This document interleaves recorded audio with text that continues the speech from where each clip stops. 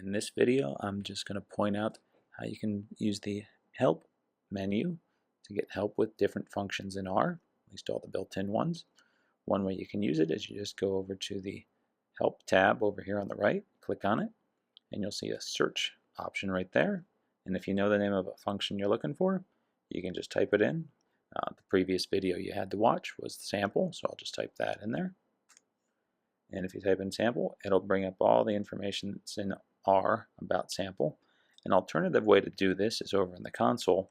If you know the name of the function you're looking for, type a question mark and type the name of the function and just hit return, and it'll bring you to the same thing over here on the right.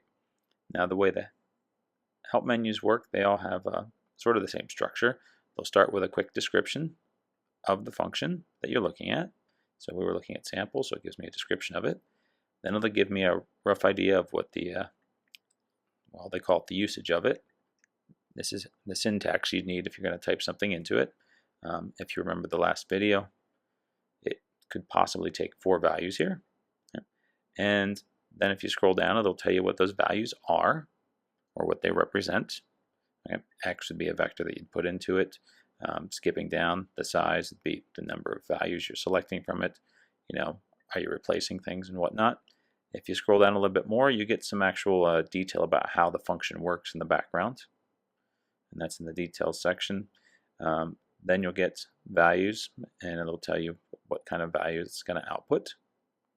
Then you get references. If you really wanted to see how the math works, you can go look this kind of thing up.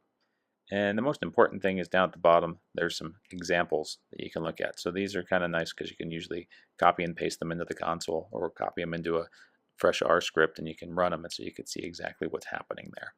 So this is what the help menu looks like if you're going to use R.